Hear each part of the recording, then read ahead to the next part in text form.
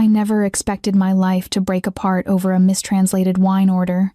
The restaurant hummed with the usual Friday night energy, clinking glasses, murmured conversations in a dozen languages, the soft jazz that made customers feel sophisticated even when they ordered the cheapest pasta. I balanced 3 plates on my left arm and a basket of bread in my right hand, weaving through tables with the practiced grace of someone who'd done this 1,000 times. I was nobody. Just another college student working evenings to pay rent, invisible in my black uniform, forgettable in every way that mattered, until the man in the corner booth looked at me. He sat alone, though the table could have seated 6. Dark suit, darker eyes, and an expression that made the air around him feel heavier somehow. 2 men stood behind him, equally well-dressed, equally still. Not bodyguards exactly, they were too relaxed for that. But something about them made my instincts whisper danger. I delivered my plates, smiled at table 7, and tried not to glance back at him. "Excuse me." His voice cut through the ambient noise like a blade through silk. Accented Italian, maybe but perfect English. I turned. "Yes, sir? I need someone who speaks German. Now." His jaw was tight. One hand rested on the table, fingers drumming once, twice, then stopping as if he'd forced them still. "I can ask the manager." "There's no time." His eyes locked onto mine, and I felt pinned. "A business associate just arrived. He speaks no English. I speak no German. This meeting cannot fail." Behind him, the restaurant door opened. A broad-shouldered man in an expensive coat entered, flanked by his own set of silent companions. His eyes scanned the room until they found my corner booth customer, and something cold passed between them, even across the distance. My customer's jaw tightened further. "Please." The word sounded foreign in his mouth, like he rarely said it. I hesitated. "I speak German, a little. My grandmother." "Come here." Not a request. I shouldn't have. Everything in me said, walk away, get the manager, pretend I hadn't heard. But there was something in his face, not panic exactly, but a crack in whatever iron control he usually maintained. And I'd been raised by a grandmother who believed helping others was a duty, not a choice. I approached the table. The German man arrived at the same moment, and suddenly I was standing between 2 men who looked at each other like chess masters studying a board. The air turned electric. "Tell him," my customer said quietly, "that the shipment terms are acceptable, but the timeline is not. We need 3 additional weeks." I translated, my grandmother's careful lessons stumbling back to me through years of disuse. The German man's expression didn't change. He responded in rapid, clipped sentences. "He says the timeline is fixed," I said, turning back. "His people have already made arrangements. Changing now would cost him—" I searched for the word, Glaubwürdigkeit. Credibility. My customer's fingers drummed once more. "Tell him I'm not asking. I'm informing him of reality. 3 weeks, or we discuss alternative partnerships." The temperature in the booth dropped 10 degrees. I translated. The German man's response was longer this time, and harder. "He says you're in no position to threaten him," I whispered. "He knows about the problem in—" I stumbled over a city name I didn't recognize. "He says you need this deal more than he does." Something dangerous flashed in my customer's eyes. When he spoke again, his voice was softer, which somehow made it worse. "Tell him that everyone has vulnerabilities. His daughter, for instance, seems to enjoy the Munich nightlife. It would be unfortunate if someone brought her recreational choices to her mother's attention." My stomach dropped. "I can't." Translate. I did, hating every word. The German man's face flushed. He stood abruptly, said something harsh, and turned to leave. "Wait," my customer started. But the man was already walking away, his guards following. Silence fell over the booth like a suffocating blanket. Then my customer turned those dark eyes to me, and I realized I'd just witnessed something I was never supposed to see, something that made me a liability. "What's your name?" he asked. I should get back to work. "Your name?" "Elena." It came out barely audible. "Elena." He said it slowly, like he was memorizing it. "You speak German. You're quick. You don't panic easily." "I'm just a waitress." "No." He studied me with an intensity that made my skin prickle. You're a witness. Which means, Elena, that you and I now have a problem. One of his men shifted behind him. A bulge under his jacket that hadn't been obvious before suddenly was. My hands started shaking. I won't say anything. I don't even know what I heard. You heard enough. He leaned back, considering me like a puzzle he was deciding whether to solve or destroy. Come outside with me. No, it wasn't a request. And I'm not going anywhere. Fear gave me a backbone I didn't know I had. You can't just... I can. His voice was flat. Final. But I'm giving you the dignity of walking out yourself. Don't make this harder than it needs to be. The restaurant continued around us, oblivious. Jazz played. Customers laughed. My manager was across the room, completely unaware that my entire life had just capsized. I thought about running, about screaming, but his men were watching every exit, and something in his expression told me that making a scene would only make things worse for everyone around me. Please, I whispered. I have a grandmother who depends on me. I'm nobody. I don't matter. You matter now. He stood, buttoning his suit jacket with deliberate calm. Outside, Elena. Last chance to do this quietly. My legs moved without permission, carrying me toward the back exit where deliveries arrived, where no customers would see, where anything could happen, and no one would know until it was too late. The night air hit my face, cold and sharp. The alley was dark except for a single streetlight that barely reached us. A black car waited, engine running. I turned to face him, backing against the brick wall, because there was nowhere else to go. What are you going to do to me? He stepped closer, and I realized how tall he was, how completely I was trapped. That, he said softly, depends entirely on what you say next. I pressed my spine against the brick, feeling every rough edge through my thin uniform. The man stood 2 feet away, close enough that I could see the exact moment his expression shifted from threat to something more complicated. What's your full name? He asked. Elena Volkov. His eyebrow raised slightly. Russian? My grandmother emigrated in the 70s. I'm American, but you speak German. She made me learn. Said the world was bigger than one language. My voice shook despite my best effort. Please, I don't want trouble. I'll forget everything I heard. You can't forget. I can see it in your face. You're already trying to puzzle it out. He tilted his head, studying me. You're wondering what kind of shipment requires 3 weeks. What business makes men carry guns? What I could possibly do to that man's daughter that would make him turn pale. I said nothing, because he was right. My name is Dante Salvatore. He said it like it should mean something. It didn't, but I nodded anyway. You're afraid of me, he continued. That's smart. But you're also still standing here, which means you're not afraid enough. Or you're too stubborn to show it. Something almost like approval flickered across his face. Which is it, Elena Volkov? I don't know what you want me to say. The truth would be refreshing. Fine. I lifted my chin, surprising myself. I'm terrified. But running would just make you chase me, and screaming would get other people hurt. So I'm standing here hoping you're not actually going to kill a waitress in an alley over a business deal. Silence stretched between us. Then, impossibly, his mouth curved into something that wasn't quite a smile. Carlo, he said, not taking his eyes off me. Background check. Everything. One of his men pulled out a phone and stepped away, already typing. You're investigating me? I tried to sound outraged instead of terrified. I'm deciding whether to let you live.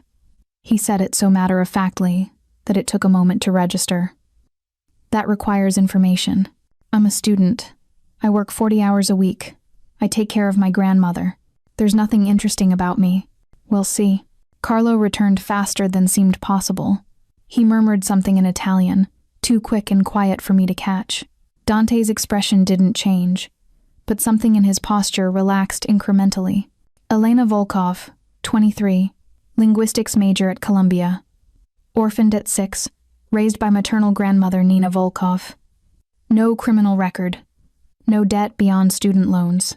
No social media presence worth mentioning. He recited it like a grocery list. No boyfriend, no close friends, no one who would notice if you disappeared. The last part made my blood freeze. But, he continued, also no connections to rival families, no history of betrayal, no reason to sell information. He paused. You're exactly what you appear to be. Invisible. Then let me stay that way. Too late. He stepped closer, and I felt the wall against my back again. You know my face now. You've seen me negotiate. You've watched me threaten a man. That makes you dangerous, Elena, even if you don't mean to be. So what are you going to do? His eyes traveled over my face, lingering on details I couldn't imagine mattered: the freckle by my left eye, the scar on my chin from a childhood fall, the way I was biting my lower lip without realizing it. I'm going to give you a choice, he said finally. Option 1. You come work for me. Translation services. The meetings where I need German, Russian, any language you speak. You'll be paid well. Very well. But you'll belong to me, in the sense that you don't discuss what you see or hear with anyone, ever.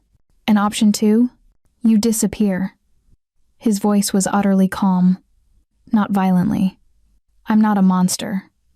But you'll need to leave New York tonight. Leave your life, your grandmother, your education. Start over somewhere I'll never find you. That's not a choice. That's extortion. That's reality. He wasn't apologizing.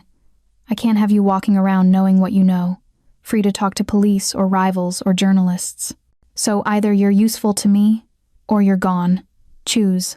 My mind raced. Leave Babushka, drop out with 1 semester left, run from everything I'd built, but stay and work for a man who threatened daughters and carried guns? How do I know you won't hurt me? I whispered. You don't. He said it simply, honestly.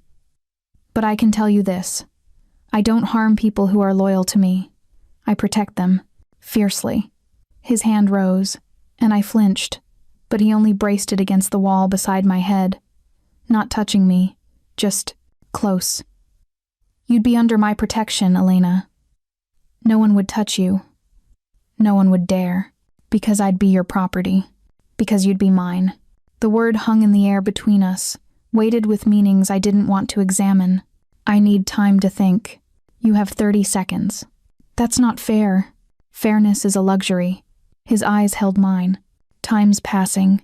I thought of Babushka in her rent-controlled apartment, depending on my income, of my thesis, so close to finished, of the life I'd scraped together from nothing. I thought of disappearing into some distant city, alone and hunted. If I say yes, I managed, what exactly would I have to do? Translate, attend meetings, keep your mouth shut. He paused. Live. That's all? That's everything. Something in his tone made me look up sharply.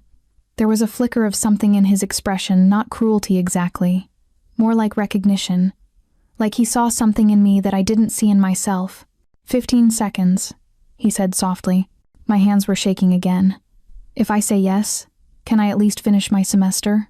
If you say yes, you finish your degree. I'll pay the tuition. Why would you do that? Because I want you focused, not resentful. An educated translator is more valuable than a terrified one. He tilted his head. And because despite what you think, I'm not interested in destroying your life, only controlling the parts that affect mine. It was the strangest reassurance I'd ever received. 10 seconds. I need to call my grandmother. After you decide. Rabide. This is insane. 5 seconds. I closed my eyes. Thought of all the ways this could end badly. Thought of all the ways running would end badly. Opened my eyes and found him still watching me with that unreadable expression. Yes, I breathed. I'll do it. He didn't smile. Didn't look triumphant. He just nodded once, pushed off the wall, and gestured to the car. Then let's go. You have a contract to sign. Now? Now. He opened the car door. Welcome to my world, Elena. Try not to die in it. The car smelled like leather, and something expensive I couldn't name. I sat rigid in the back seat, while Dante settled beside me with the ease of someone who'd ridden in 1,000 identical vehicles. Carlo drove. The other guard sat in front, passenger, silent as stone. Where are we going? I tried to keep my voice steady. My office. At 10 o'clock at night? I don't keep bankers' hours. He pulled out his phone, typed something rapidly. Your manager has been informed you had a family emergency and won't be returning. You'll receive 2 weeks severance. You can't just... I already did. I stared at him. Do you always make decisions for people without asking? Yes. No hesitation. No apology. The city blurred past the tinted windows. We drove away from my neighborhood's familiar chaos into progressively quieter, wealthier streets. Buildings became taller, cleaner, the kind of area where doormen wore actual uniforms and security cameras watched every corner. The car descended into an underground garage beneath a building I recognized from the skyline. Salvatore Tower. 40 stories of glass and steel, home to dozens of legitimate businesses, and apparently, whatever Dante Salvatore actually did. We took a private elevator that required a keycard. No buttons inside, just smooth panels, and a mirror that reflected my terrified face back at me. I looked small next to Dante. Young. Breakable. He caught me staring at my reflection. Breathe, Elena. I am breathing. Barely. He straightened his cuffs. No one here will hurt you. You're with me now. That means something. What does it mean exactly?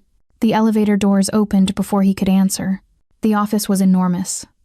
Floor-to-ceiling windows overlooked Manhattan like a kingdom laid out for inspection. Dark furniture, expensive art, bookcases filled with volumes in multiple languages. A desk that probably cost more than my entire year's tuition sat in the center of it all. But what caught my attention was the man already waiting. He was younger than Dante, maybe early 30s, with lighter hair and an easier smile. He stood when we entered, his expression curious. So this is her? He spoke English with a faint Italian accent. The waitress who saved your German deal? Marco, meet Elena Volkov. Dante gestured between us. Elena, my cousin and consigliere, Marco Salvatore. Consigliere, I repeated. Advisor, Marco translated, still smiling. I keep this one from making too many impulsive decisions, though apparently I'm too late tonight. He studied me with open interest. You speak German? And Russian, some French. Useful. He glanced at Dante. She knows what she's agreeing to? She's learning. Then let me help educate her. Marco moved to a cabinet, poured 3 glasses of something amber, brought one to me. Welcome to the Salvatore family, Elena. We're not what you think we are. What am I thinking? Mafia, he said it casually, like discussing the weather. Criminals. Gangsters from some movie. Am I close? I clutched the glass, not drinking. Aren't you? We prefer businessmen with complicated portfolios. His smile widened. But yes, if you're asking whether we break laws, extort cooperation, and occasionally make people disappear, then yes, we're exactly what you think we are. Dante shot him a look. You're not helping. I'm being honest. She deserves that much. Marco sipped his own drink. The question, cousin, is whether she can handle honesty. Some people prefer comfortable lies. I found my voice, though it came out smaller than I wanted. What happens if I can't handle it? Then you'll be uncomfortable for a while, Dante said. But you'll adapt. People always do. He moved to his desk, pulled out a document. This is your contract. Read it carefully. I set down the untouched glass and took the papers with shaking hands. The terms were typed in dense legal language, but certain phrases jumped out. Exclusive translation services. Non-disclosure agreement binding in perpetuity. Monthly compensation of $15,000. I looked up sharply. $15,000 a month? You'll earn it. Dante's expression was unreadable. The meetings won't always be pleasant. Some of them will be dangerous. You'll see things you wish you hadn't. And if I want to quit, you don't. He said it simply. Once you sign, you're committed for 5 years minimum. After that, we'll renegotiate. 5 years? My voice rose. I thought this was just translation. It is. But the information you'll be exposed to requires long-term assurance of your silence. He paused. Read section 7. I found it. In the event of contract breach, termination, or betrayal, Party B agrees to forfeit all compensation and accept exile from New York metropolitan area, with additional consequences determined at Party A's discretion. This is insane, I whispered. This is protection, Marco corrected. For you as much as us. Once you sign, you're family. That means resources, security, support. But it also means loyalty. Absolute loyalty. I looked between them. What if someone tries to hurt me? To get information? They'd die. Dante said it with such casual certainty that I believed him. You'd be under my personal protection. Anyone who touched you would be declaring war on this family. Why would you protect me that thoroughly? I'm nobody. You became somebody the moment you stepped into that booth. He moved closer, took the contract from my shaking hands. You're valuable now, Elena. Rare language skills, no competing loyalties, and apparently nerves of steel despite your fear. I don't let valuable things break. I'm not a thing. No. His eyes met mine. You're a person who's about to make a choice that will define the rest of her life. So I'll ask you one final time, do you sign or do you run? Because this is the last moment the door is open. I thought of Babushka, of my thesis, of the life I'd imagined safe, ordinary, invisible.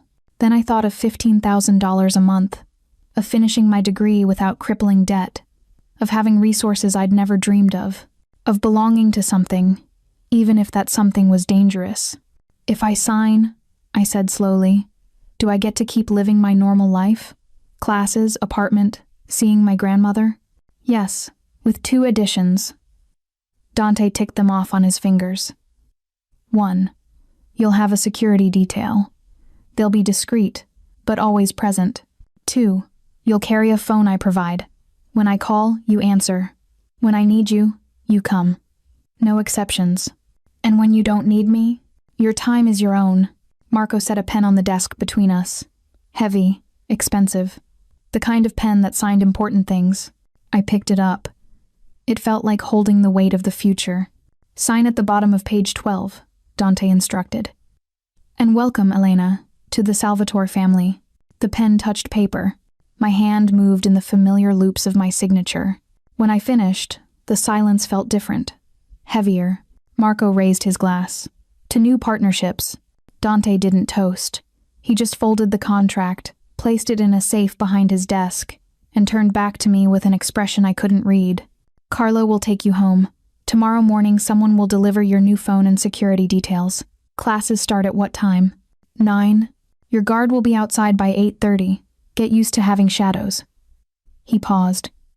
And Elena, don't make me regret this. I won't. See that you don't. He gestured to the door. Go home. Rest. Your new life starts tomorrow. I left on unsteady legs, feeling the weight of that signature following me like a ghost. The security detail arrived at 8:15. I watched through my apartment window as a black SUV parked across the street, unmarked but obvious. 2 men inside, both wearing sunglasses despite the overcast morning. One was Carlo from last night. The other was a stranger. My new phone had arrived at 7, delivered by a courier who said nothing beyond, sign here. It was sleek, expensive, and when I turned it on, had exactly 3 contacts saved. Dante Marco. Emergency. Carlo. I held it like a bomb. Babushka shuffled into the kitchen, her walker squeaking on the linoleum. She'd been a tall woman once, before age bent her spine. Now she barely reached my shoulder. You're nervous this morning, she observed in Russian, pouring her tea. And there are men outside watching our building. There. I searched for an explanation that wasn't a lie. Protection. From my new job. Her sharp eyes fixed on me. What kind of job requires protection? Translation services. For a security company. Close enough to the truth to not taste bitter. Important clients. Sensitive information. She didn't believe me, but she also didn't press. Babushka had learned in her youth when not to ask questions. This job pays well? Very well. Well enough to stop working yourself to exhaustion? Yes. She nodded slowly. Then I will not complain about men in cars. She patted my hand with papery fingers. But if you are in danger, Elenochka, you tell me. We run together, yes?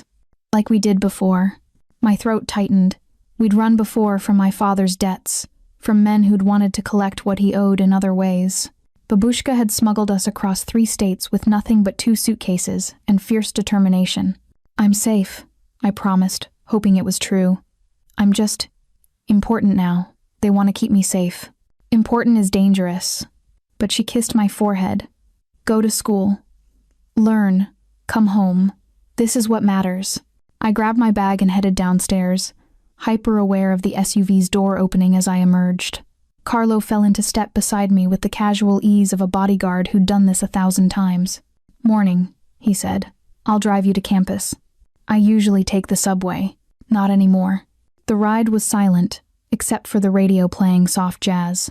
Carlo navigated traffic with professional precision, dropping me at Columbia's main entrance exactly at 8:50. "I'll be here when you're done," he said. "Don't leave campus without calling first." "What if I need to get coffee?" "I'll come with you." "That's insane." His expression didn't change. "That's the job." My day proceeded in a strange split reality. In one world, I was still ordinary Elena, attending lectures, taking notes, eating lunch with classmates who complained about assignments. In another invisible world, I was something else, someone being watched, protected, owned. The phone rang during my linguistics seminar. Dante appeared on the screen. I slipped out into the hallway, heart pounding. "Hello? Meeting tonight, 7 o'clock. Carlo will brief you on details." His voice was all business. "Wear something professional. Dark colors. I have a study group at 7. Cancel it." The line went dead. I stood in the empty hallway, staring at the phone. This was my life now. His calls, his schedule, his control. The building looked legitimate, a downtown consulting firm's offices, all glass doors and marble floors. But the men inside wore the same expression as Dante's guards, watchful, dangerous. Carlo led me to a conference room where Dante waited with 3 other men. They stopped talking when I entered. "Gentlemen, this is Elena Volkov, my new translator." Dante gestured for me to sit beside him.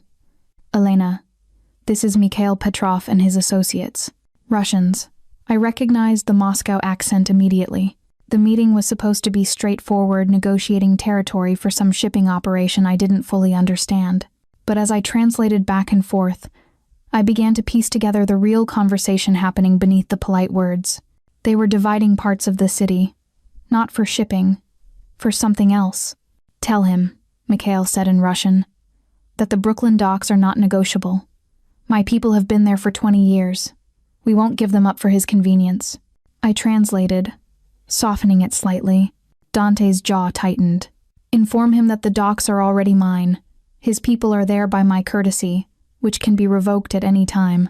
This time I translated exactly, because something in Dante's tone told me softness would be interpreted as weakness.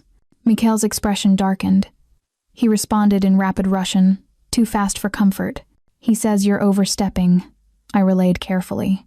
"That the Russian families remember when the Salvatores were small. That power shifts, and arrogance leads to funerals." The temperature in the room dropped. Dante stood slowly. Everyone else stood with him. The casual meeting transformed into something else, a standoff.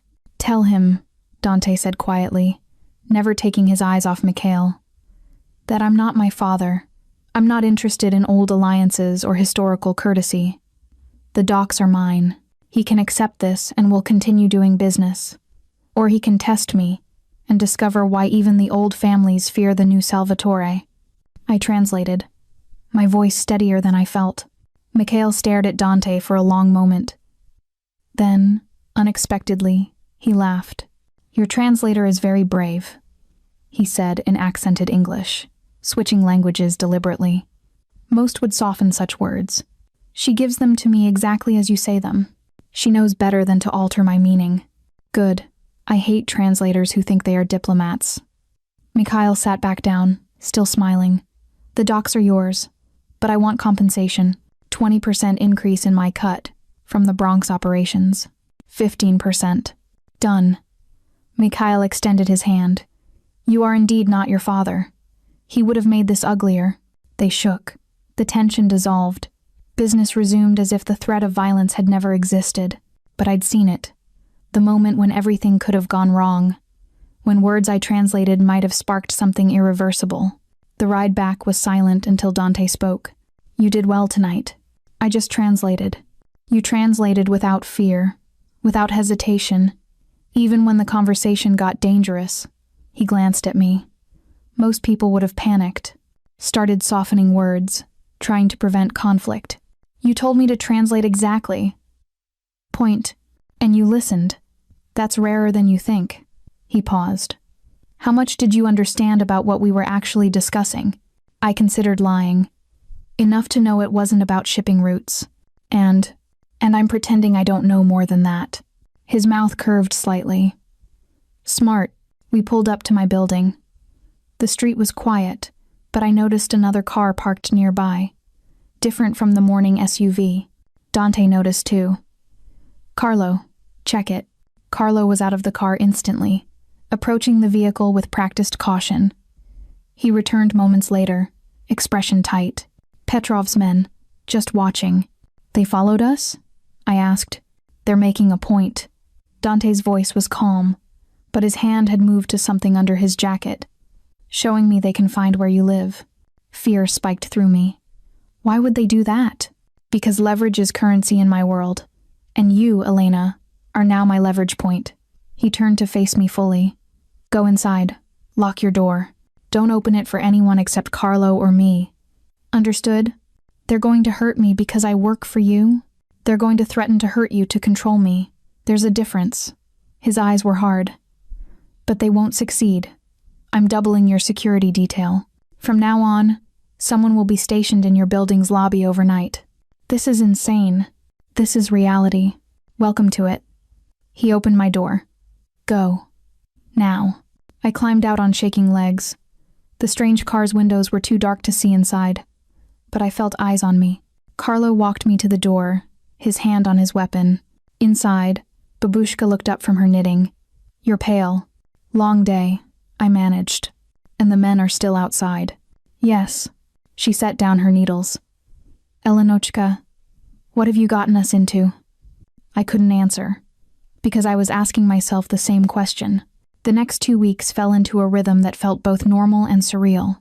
I attended classes, studied, translated at increasingly tense meetings where men with dangerous eyes negotiated over territories I'd never known were being fought over.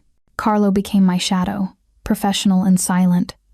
The overnight guard in the lobby, a man named Vincent, brought coffee for Babushka every morning, winning her over despite her suspicions. And Dante called, not just for meetings, sometimes for questions, sometimes just to check that I was safe. Did Petrov's men leave your street? He'd ask. Yes, 3 days ago. Good. A pause. Sleep well, Elena. Then he'd hang up, leaving me staring at the phone and wondering why a man who owned half of New York cared whether I slept well. On Thursday, everything shifted. I was leaving my linguistics seminar when Carlo intercepted me with unusual urgency. Change of plans. Dante needs you. Now. I have a paper due. Now, Elena. The drive took us to a different building. Residential. Luxury apartments in Tribeca, where each unit probably cost millions. Carlo led me to the penthouse elevator. Why are we here? I asked. Dante will explain. The elevator opened directly into an apartment that made his office look modest. Massive windows overlooked the Hudson, furniture that belonged in magazines, art on the walls that I recognized from textbooks. And Dante, standing in the middle of it all, looking more disheveled than I'd ever seen him. His jacket was off. His shirt sleeves rolled up, dark circles under his eyes suggesting he hadn't slept. Thank you for coming, he said, dismissing Carlo with a gesture. We need to talk. About what? About the fact that you're not safe in your apartment anymore. My stomach dropped. What happened? This morning, someone accessed your building's basement, left something in your storage unit. He pulled out his phone, showed me a photo. A dead rat, throat cut, lying on top of my grandmother's old suitcases. I felt sick. Message from Petrov? I whispered. No. Smaller organization. The Calabrese family. He pocketed the phone. They're trying to make me look weak. Targeting you is the easiest way to do that. So what do I do? Leave New York? No. His voice was firm. You stay, under my protection. Here. I looked around the penthouse. Here? In your apartment? It's the most secure location I control. Full-time security. Controlled access. No one gets in without my permission. He moved closer. I have 3 bedrooms. You'll have your own space. Your grandmother too, if she agrees to come. You want us to move in with you? I want you alive, Elena. This is how I ensure that. This is insane. I paced away from him. I can't just uproot my life. Your life is already uprooted. The moment you signed that contract, the moment people realized you mattered to me. He followed me. This isn't a request, it's a necessity. What about my grandmother? She'll never agree to live with a stranger. Then convince her. Because the alternative is me posting guards in your apartment 24 hours a day, which will terrify her more than relocating. He was right. I hated that he was right. How long would this be for? Until the threat is neutralized. Could be weeks. Could be longer. He paused. I know this isn't what you wanted, but it's what's necessary. I sank onto his expensive couch, head in hands. This wasn't supposed to be my life. I know. His voice softened. But it is now, and I'm trying to keep you safe within it. Why? I looked up at him. Why go to all this trouble? I'm just a translator. You could find another one. Not like you. He sat in the chair across from me, expression unreadable. You don't flinch.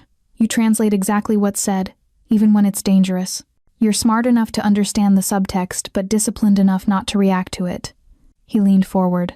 And whether you realize it or not, Elena, you've become important to more than just my business dealings. What does that mean? It means I don't let important things break. The same words he'd used before. Pack what you need. I'll have movers handle the rest. You'll be settled here by tonight. Babushka took it better than I expected. So we are running again, she said simply, folding her clothes with practiced efficiency. At least this time we run to luxury instead of away from poverty. You're not afraid? Afraid, Elenochka? I was a child when my parents fled the Soviet Union. I raised you alone when your parents died. I have seen worse than Italian gangsters. She smiled slightly. And this one. He sends men to bring me coffee. He pays for your school. These are not the actions of someone who wishes us harm, but we'd be living in his home, under his control. We are already under his control. At least this way we have nice kitchen. She patted my cheek. Trust your babushka. I know dangerous men. He is dangerous. Yes, but not to us. To us, he is protection. I wanted to argue, but she'd survived more than I ever had. Maybe her instincts were better than mine. The penthouse felt different at night, larger, emptier. Despite the expensive furniture and perfect lighting, it had the feeling of a place where someone lived but didn't really exist. My room was beautiful king bed, private bathroom, a window seat overlooking the city. Babushka's room connected to mine through a shared sitting area she'd already claimed with her knitting basket. Dante had disappeared into his own room after the movers left, giving us space to settle. I couldn't sleep. At midnight, I wandered into the main living area, drawn by the view. Manhattan glittered below like scattered diamonds. Can't sleep either? I spun. Dante stood in the kitchen doorway, barefoot and wearing just dark slacks and a white shirt unbuttoned at the collar. More human somehow, without his armor of suits and guards. Sorry, I didn't mean to disturb you. You didn't. He moved to the windows, standing a few feet away. I usually don't sleep much anyway. Why not? Habit. When you're responsible for an organization like mine, you learn to sleep light, and not long. He glanced at me. You look exhausted. It's been a complicated few weeks. I know. I'm sorry for that. The apology surprised me. You're sorry? For pulling you into this. For the danger. For uprooting your life. He turned to face me fully. If I could have left you in that restaurant, invisible and safe, I would have. But I can't change what happened. Would you really have let me run, that first night? He was quiet for a long moment. I don't know. I told myself I would. But looking at you, seeing how you translated without fear, I think I would have found a way to keep you regardless, even if it made me a worse man than I want to be. Why? Because I recognized something in you. His voice was low. You're a survivor, Elena. Like me. You've built a life from nothing, protected someone you love, made yourself useful, so the world can't discard you. I understand that. Respect it. Is that why you're protecting me? Professional respect? No. He moved closer, and I felt the air change between us. It stopped being professional the moment I decided you'd live here. In my space, under my watch, his eyes held mine. This is personal now. Whether either of us wanted it to be. My heart was racing. I don't understand. You don't have to. Not yet. He stepped back, breaking the moment. Go to sleep, Elena. You're safe here. That's all that matters. He disappeared back into his room, leaving me alone with the city lights and a feeling I couldn't name. Something between fear and something far more dangerous. 3 weeks in the penthouse taught me things I'd never wanted to know. I learned that Dante took his coffee black at 6 a.m., standing by the window like he was surveying a kingdom. That he spoke to his mother every Sunday in Italian, his voice softer than I'd ever heard it. That sometimes he came home with blood on his cuffs he tried to hide before I saw, and failed. I learned the rhythm of his world. Morning meetings, legitimate business, usually safe. Afternoon calls, negotiations, territory discussions, the chess game of power. Evening visits when dangerous men came to the penthouse. When I'd hear raised voices from his office and Carlo would station himself near my door. And late nights, when he couldn't sleep. When I'd find him by the windows, staring at a city he controlled but couldn't rest in. We'd started talking during those nights. Not about business. About small things. Books we'd read.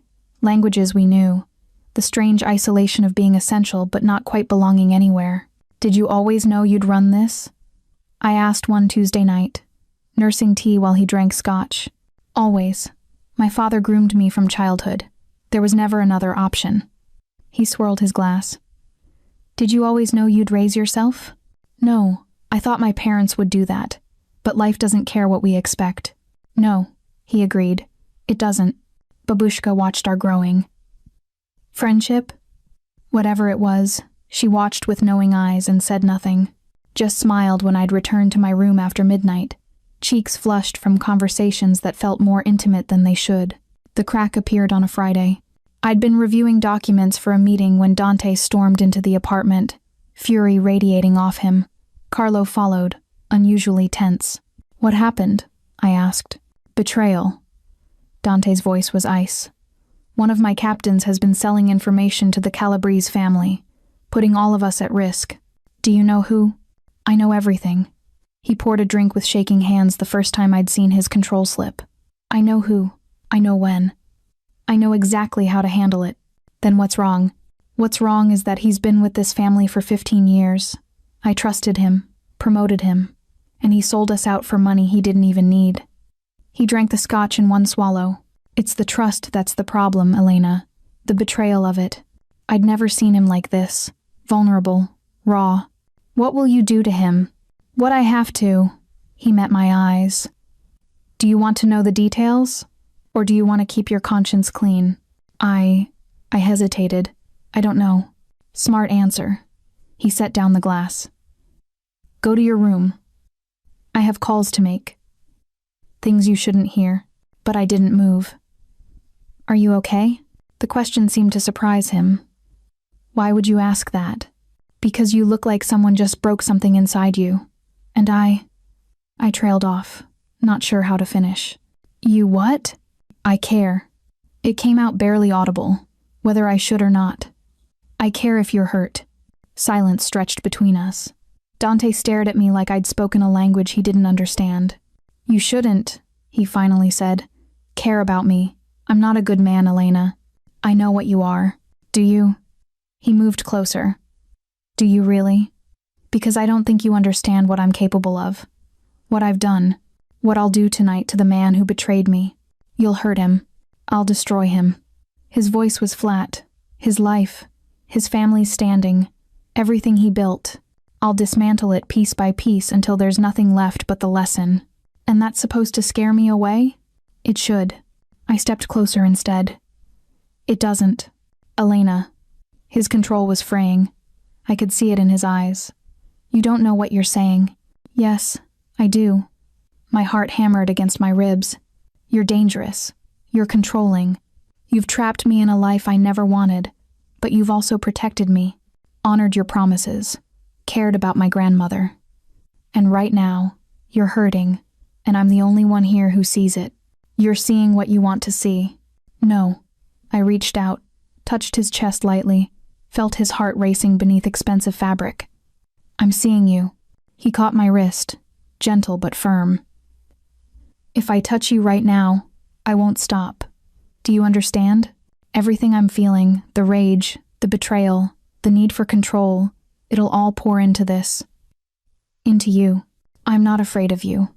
You should be, but I'm not. Something in him broke, or maybe surrendered. He pulled me closer, his other hand cupping my face with surprising gentleness. Tell me to stop, he breathed. Tell me this is a mistake, that you're just being kind, nothing more. I can't. Why not? Because it would be a lie. He kissed me, not gently, not carefully, like a man drowning and I was air. His hands tangled in my hair, tilting my head back, claiming my mouth with a desperation I'd never expected from him. I should have been frightened, should have pulled away. Instead, I kissed him back. He lifted me, literally lifted me, and carried me to the couch, settling me across his lap without breaking the kiss. His hands mapped my body through my clothes, shaking slightly, like he was fighting for the control he always maintained. Elena, he groaned against my mouth.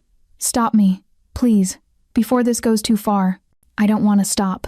You don't understand what you're starting. Then show me. His eyes locked onto mine, dark and desperate. If I do this, if I touch you the way I want to, you become mine in ways the contract never covered. Do you understand? Not just my translator. Not just under my protection. Mine. The word should have terrified me. Instead, it sent heat through my entire body. I know, I whispered.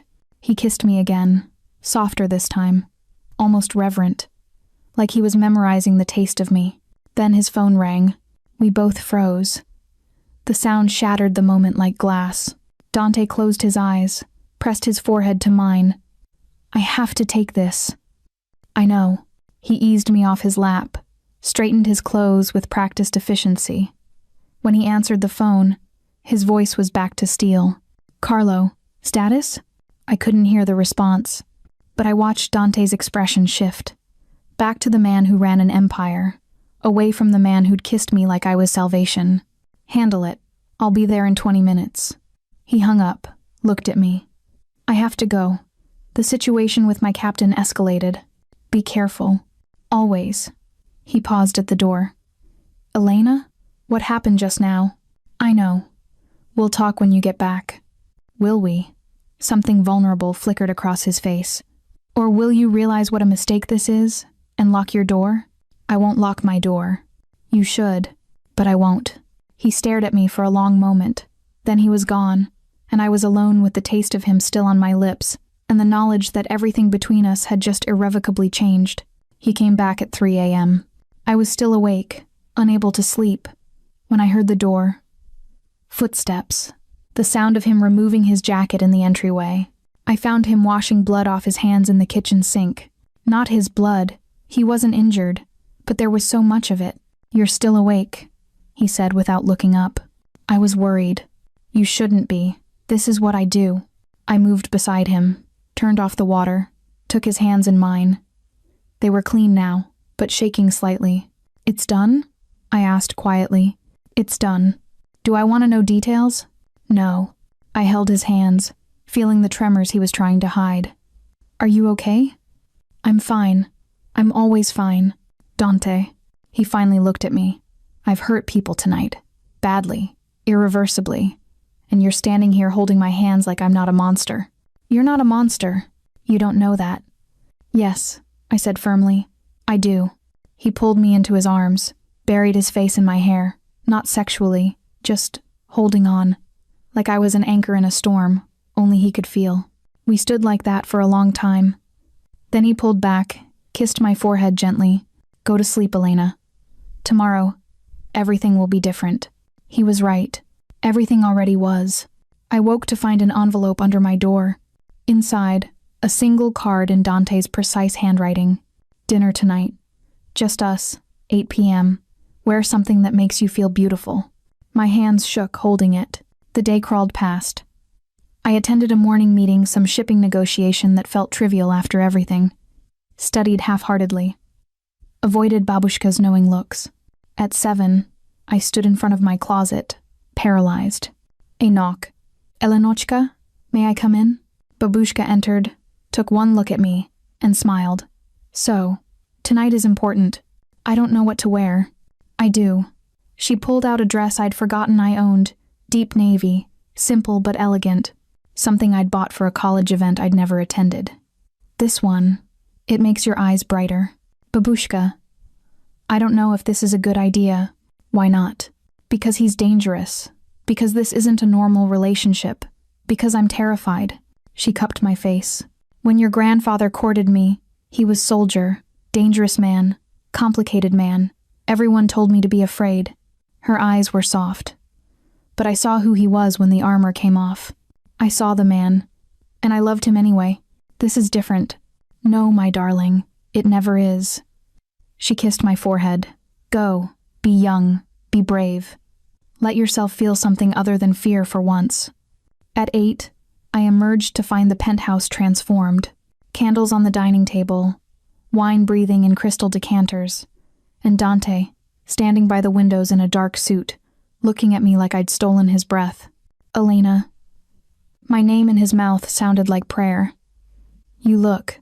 Is this too much? I touched the dress self-consciously. No. He moved closer. It's perfect. You're perfect. I'm not. To me, you are. He offered his arm. Shall we? Dinner was surprisingly normal.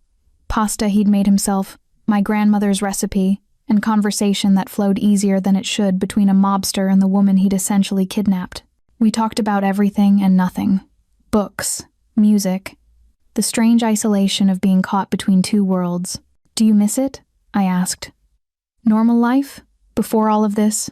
I never had normal life. He refilled my wine. I was 7 when I watched my father kill a man.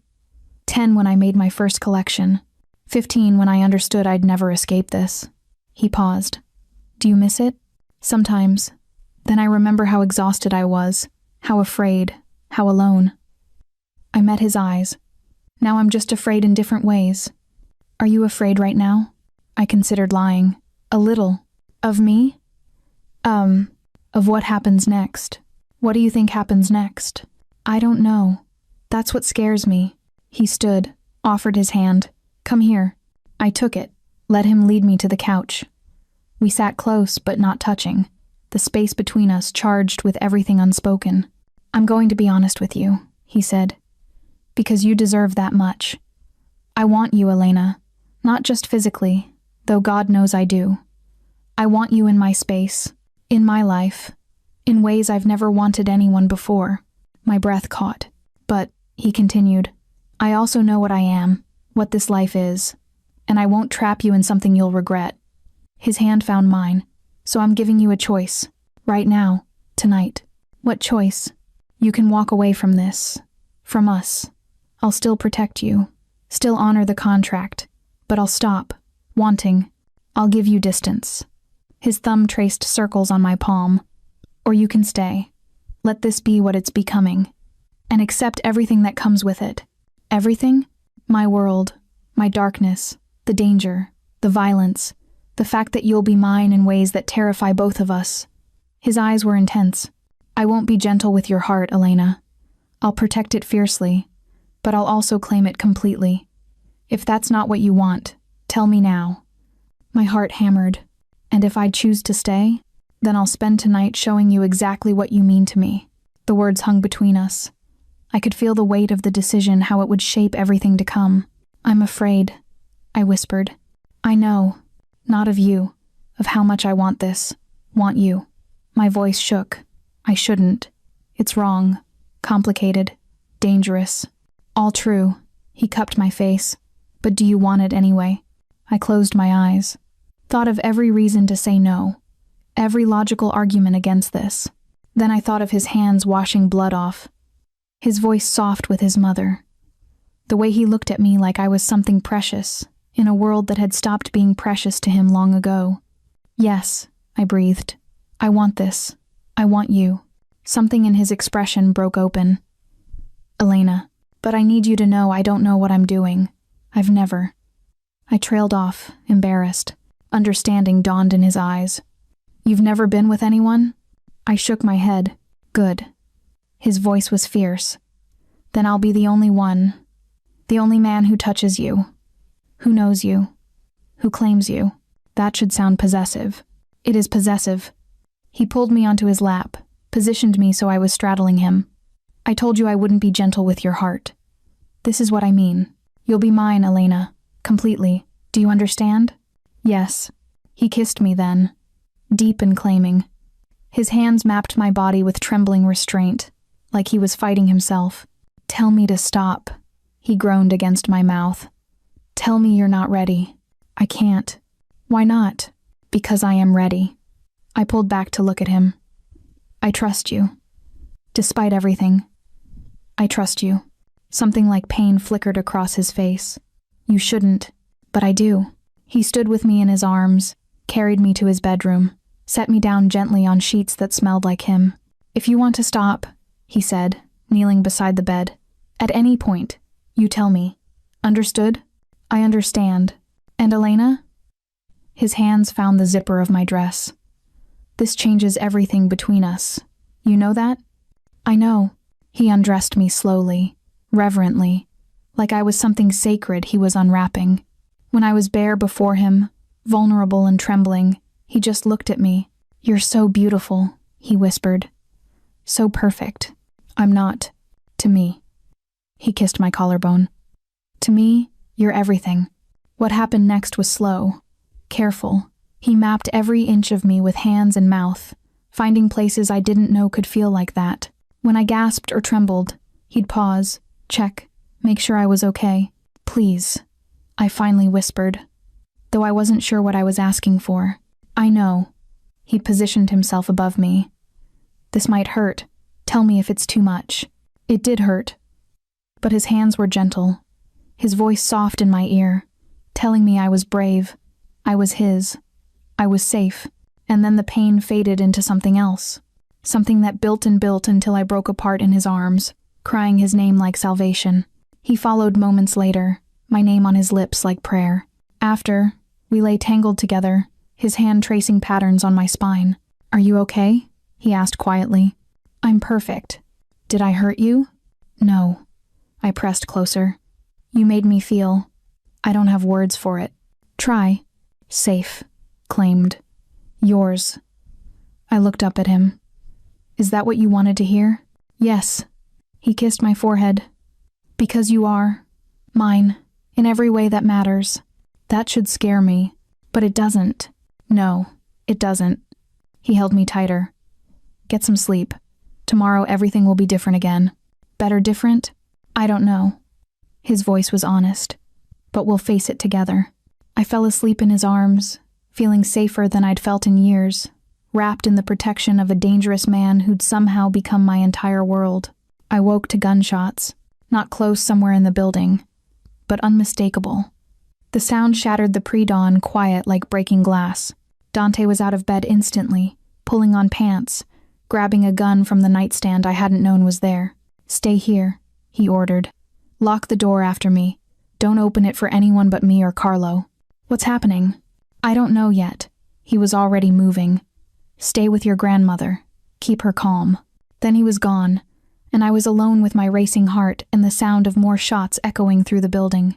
I threw on clothes, ran to Babushka's room, found her sitting up in bed, surprisingly calm. It has started, she said simply in Russian. What has started? Whatever your young man has been preparing for, whatever storm he saw coming. She patted the bed. Come, we wait. We trust he protects us. More shots. Closer now. Shouts in Italian I couldn't quite make out. My phone, Dante's phone, buzzed. Stay in the bedroom. Under the bed if possible. They've breached the lobby. My hands shook, typing back. Who? Calabrese's family. Full assault. Carlo is coming to you. The door burst open. I screamed before recognizing Carlo, blood on his shoulder, gun in hand. Move, he barked. Both of you. Safe room. Now. What safe room? I asked. He didn't answer, just grabbed Babushka with surprising gentleness and pulled us both into the hallway. Behind a painting in Dante's office was a hidden door. Behind that, a steel-reinforced room with monitors showing every angle of the penthouse. Stay here, Carlo ordered.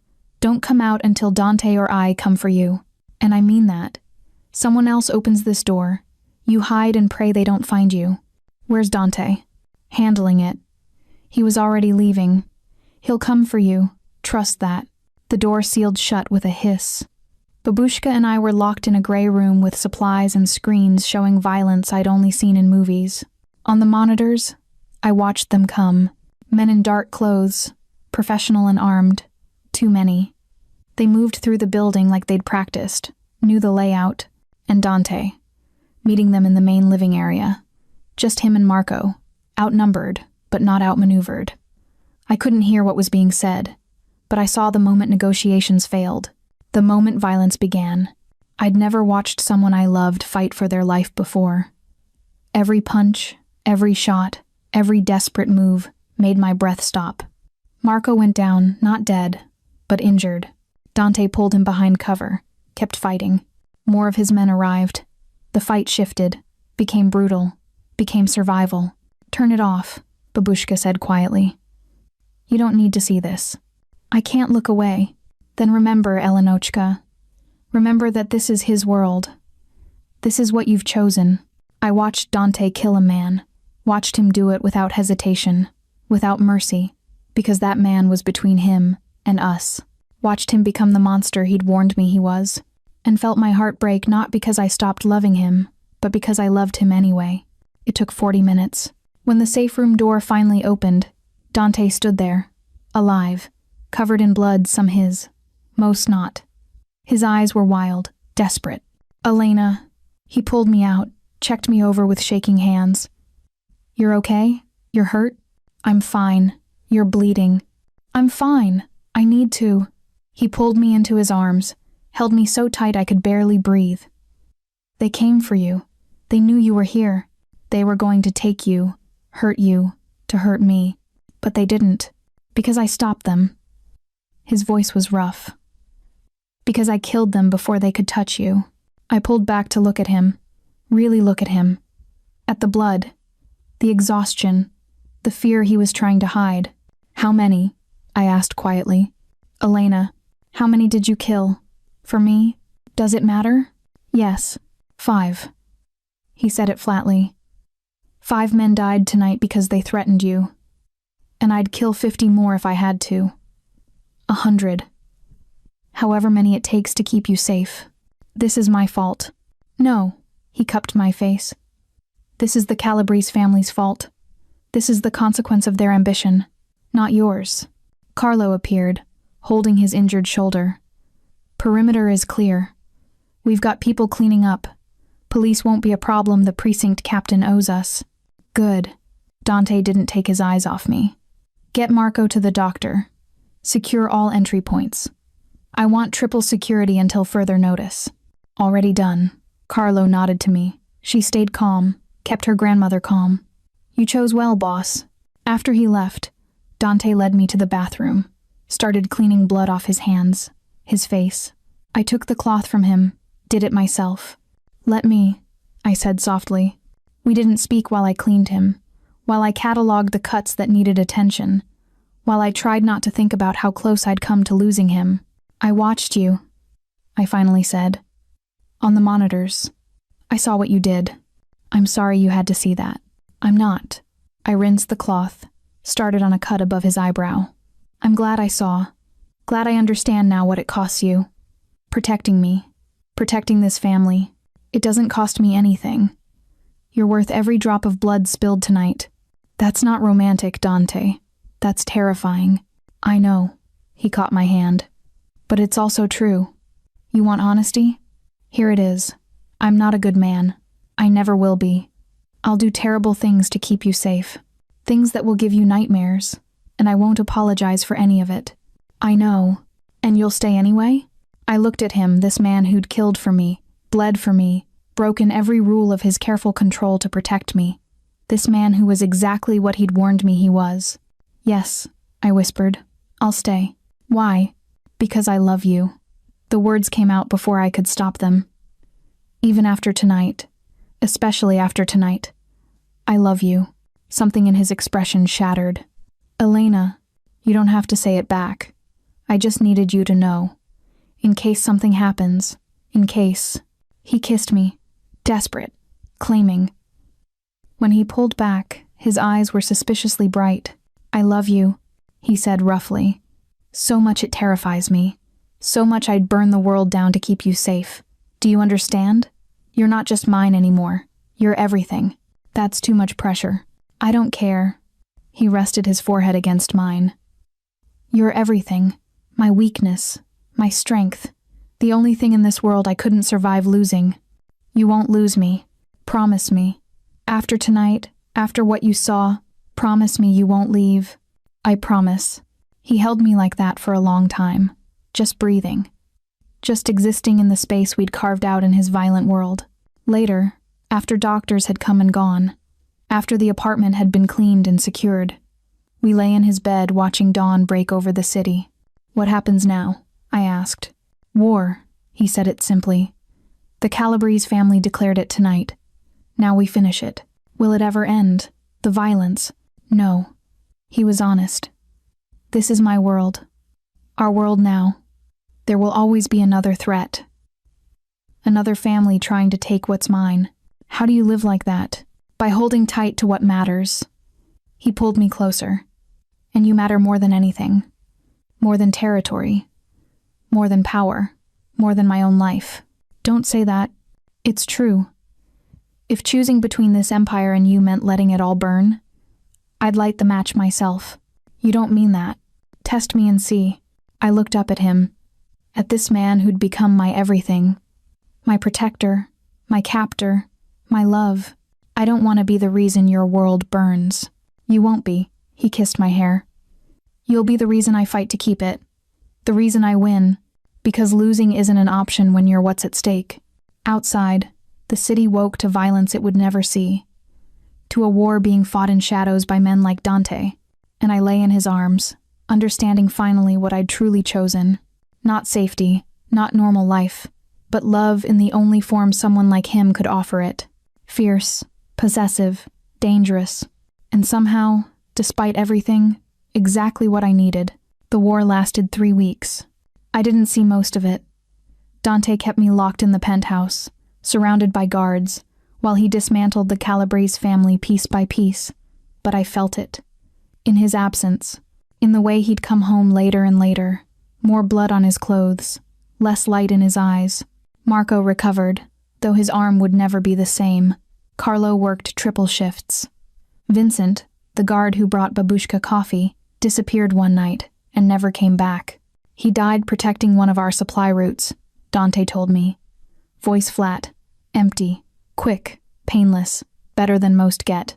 I cried for Vincent, for a man I'd barely known who'd been kind to my grandmother and died in a war I'd helped start. "This isn't your fault," Dante said, holding me while I sobbed. "It feels like it is." "Then you don't understand yet. This would have happened eventually. The Calabrese family has been moving on our territory for months. You were just the excuse, the spark, but the fire was already built." On the 18th day, Dante came home early, clean, uninjured, and exhausted in a way that went deeper than physical. "It's over," he said. "Matteo Calabrese is dead. His sons fled to Chicago. The family is broken." "You killed him?" "Yes." "Do you want to talk about it?" "No." He poured a drink with steady hands. "I want to take you to dinner. Somewhere normal. Somewhere that doesn't smell like blood and gunpowder. Is that safe?" "Now it is. We won, Elena. Manhattan is ours. No one will touch you now." But I heard what he didn't say. "No one will touch you because they're too afraid of what I'll do in return." The restaurant was small, Italian, family-owned, the kind of place where the owner knew Dante by name and seated us in a corner booth without being asked.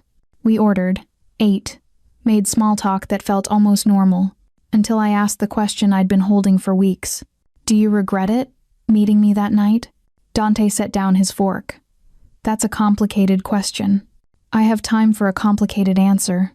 He was quiet for a long moment. "I regret that you saw violence, that your life was endangered, that you lost your innocence about what my world really is." He reached across the table, took my hand. "But regret meeting you, knowing you, loving you?" "Never. Even if loving me makes you vulnerable?" "Especially because of that." His thumb traced circles on my palm. I've spent my entire life being untouchable, unmovable, above emotion, and it made me effective, but it also made me empty. He met my eyes. You filled something I didn't know was hollow. And yes, it makes me vulnerable, but it also makes me human. Is that what you want? To be human? I want to be yours. If that requires being human, then yes. My throat tightened. I don't know if I'm strong enough for this life. You've already proven you are. You stayed. Through fear, through violence, through watching me become the monster I warned you about.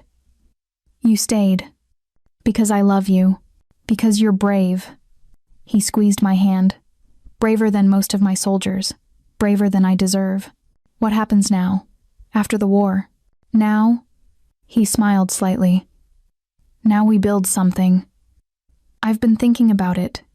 About us. About what comes next. And I want you to finish your degree. Really finish it. Not just pass classes while surviving. I want you to have the life you were building before I interrupted it.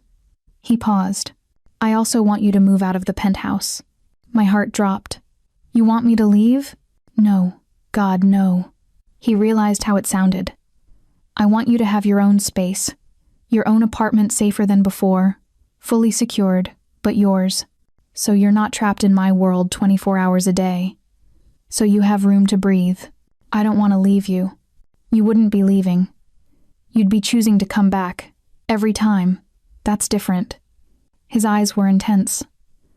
I don't want to own you through circumstance, Elena. I want you to choose me. Every day. Freely. What if I choose to stay in the penthouse? Then you stay. But the option exists. The choice is yours. I thought about it. About having my own space. About studying without guards watching. About coming home to him because I wanted to, not because I was locked in. I want both, I said finally. My own apartment. But nights with you. Is that allowed? Anything you want is allowed. He lifted my hand, kissed my knuckles. You're not my prisoner, Elena. You never were. You're my choice. And I want to be yours. You are. Then we build from there. 2 months later, I walked across the stage at Columbia graduation. Babushka cried. Marco whistled. Carlo, standing guard near the exits, actually smiled, and Dante sat in the front row, looking at me like I'd hung the moon. After, at the celebratory dinner he'd arranged, he gave me a small box. What's this? I asked. Open it. Inside was a key. Not to the penthouse, I already had that. Something else. Apartment 2 floors below mine, he explained. Completely separate. Your space. Your rules. But close enough that I can get to you in 30 seconds if needed. You bought me an apartment? I bought us balance. He was watching me carefully. Do you like it? I threw my arms around him. I love it. I love you. Good. He held me tight. Because you're stuck with me now. Graduate degree and all. What if I want to use this degree? Work as a translator professionally? Then you work. I'll provide clients. Vetted, safe ones. You build the career you want. I just get to keep you safe while you do it. That's too good to be true. That's me, learning to share control. He pulled back, looked at me seriously. I'm trying, Elena. To give you freedom within safety. To let you be more than just mine. To let you be yours too. Is it working? I don't know yet. Ask me in a year. Later that night, in my new apartment that was mine but also near him, I stood at the windows looking at the city. Manhattan glittered below. Somewhere in those lights, Dante's empire continued running. Men made deals. Threats were negotiated. Violence simmered beneath the surface of civilization. But up here, I was safe. Loved. Free in the way that mattered most. Free to choose this life. This man. This complicated, dangerous, beautiful thing we'd built together. The door opened. Dante, using his key because I'd given him one immediately. You're thinking too much, he observed. I'm thinking that 6 months ago, I was a waitress, afraid of everything. And now I'm a graduate, a translator, the girlfriend of the most dangerous man in New York, and somehow, impossibly, happy. He came up behind me, wrapped his arms around my waist. Girlfriend is a very tame word for what you are. What would you call it? Everything. He kissed my neck. My everything. My weakness. My strength. My reason. That's a lot of pressure. And yet you handle it beautifully. I leaned back against him. Are you happy? Really? I don't know if men like me get to be happy, but I'm content. I have you. I have peace. For now. I have something to fight for beyond just power. He held me tighter. That's more than I ever thought I'd have.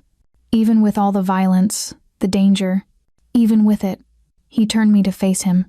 I won't lie and say it's over. There will always be another threat, another war. That's the price of what I am. I know. And you'll stay anyway? Yes. I cupped his face. I'll stay. I'll fight. I'll be strong enough, because I love you. I love you. He said it like a vow. My fierce, brave, impossible Elena. You're the best thing that ever happened to my dark world. Then let's keep building light in it together. He kissed me as the city watched, as his empire hummed, as our dangerous, beautiful, complicated life continued spinning forward. And I knew, with absolute certainty, that I'd made the right choice. 6 months later, I sat in a conference room translating for a Russian oligarch who wanted to discuss import arrangements that definitely weren't legal. Dante watched from his position at the head of the table, expression unreadable.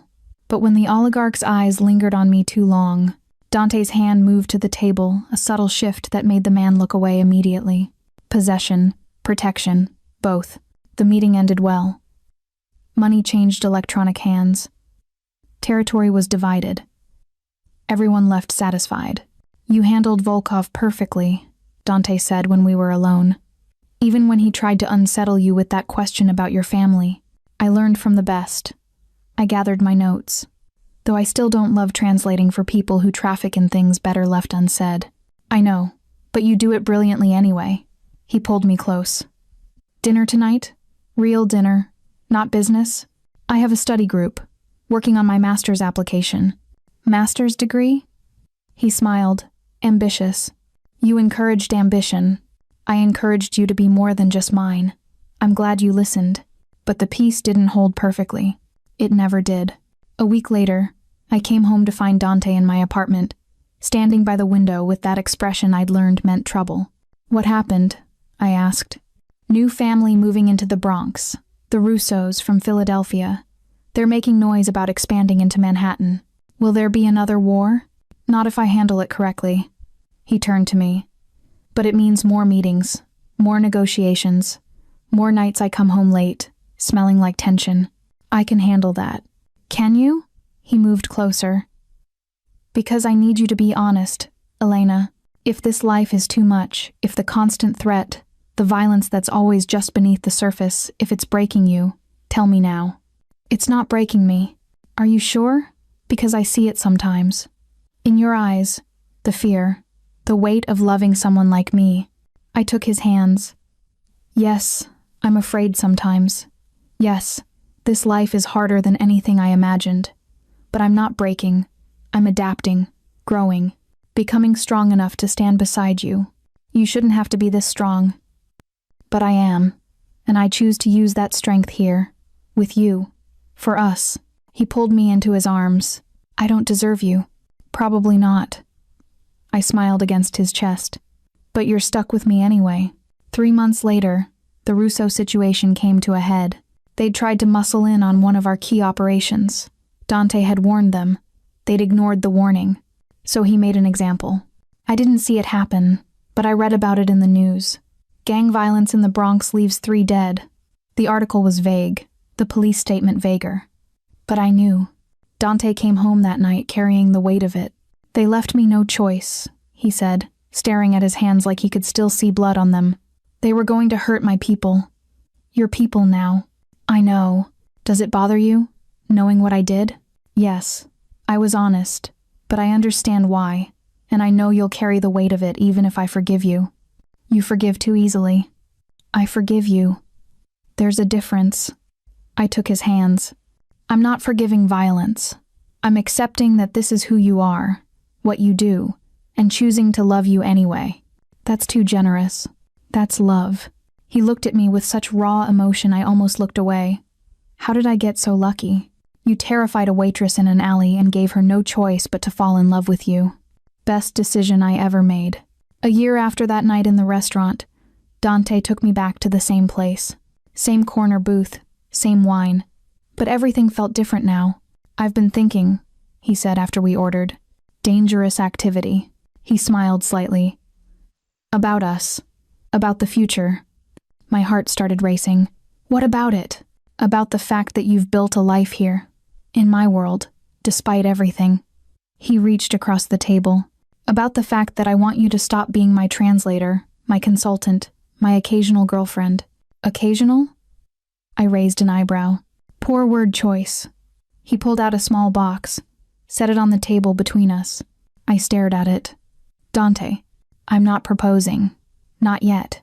He opened it, revealed a ring simple, elegant, beautiful. But I'm asking you to consider it, to think about what it would mean, being my wife, not just living in my world, but ruling it with me. Ruling is a strong word. Being my equal in it, then. My partner, in everything. His eyes were intense. I'm asking if you could see that.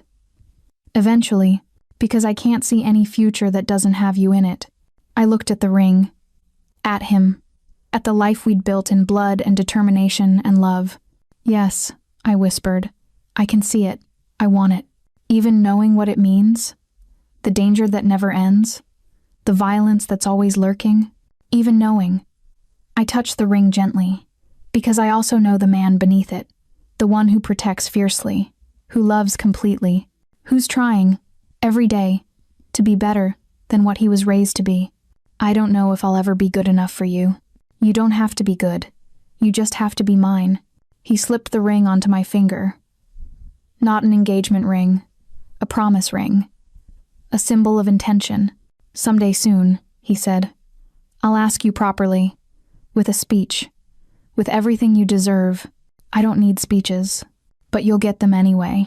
He lifted my hand, kissed the ring. Because you deserve every beautiful thing. Even from a man like me. 2 years after that night in the alley, I stood in front of the mirror in my apartment. Master's degree complete. Translation business thriving. Relationship solid. And a small diamond on my left hand now because 6 months after the promise ring, Dante had proposed properly. On a rooftop. At sunset. With words that made me cry. We'd set a date. Small wedding. Just family. You look happy, Babushka said from the doorway. I am. Even knowing what you're marrying into? Especially knowing. I turned to her. He's a good man. Babushka. In ways that matter. Where it counts. I know. She smiled. Your grandfather would have liked him. Both dangerous. Both devoted. Both willing to burn the world for the women they loved. Is that romantic or terrifying? Both. Always both. That night, Dante and I sat in the penthouse watching the city. Do you ever regret it? I asked. That night in the restaurant? Meeting me? Every day, he said seriously. Then smiled at my expression. I regret that you got pulled into danger. That you had to see violence. That you lost your innocence. He pulled me closer. But regret knowing you? Loving you? Building this life with you? Never. Even though I make you vulnerable? Especially because of that. You made me human again, Elena. Gave me something to fight for beyond power. Gave me a reason to be better than what I was. I didn't change you. You absolutely did. He kissed my temple. I'm not the man I was before you. I'm better. Weaker. More dangerous and more gentle. All because of you. That's too much credit. It's exactly the right amount. Below us, the city pulsed with life. Somewhere in it, threats still existed. Wars still simmered. Violence waited in shadows. But up here, we had peace, love, a future we'd carved out of danger and determination. I love you, I whispered. I love you, my fierce, impossible, brave Elena. Thank you for choosing this life, for choosing me. Thank you for giving me the choice. We sat in comfortable silence, watching our kingdom spread before us. Imperfect, dangerous, beautiful, ours.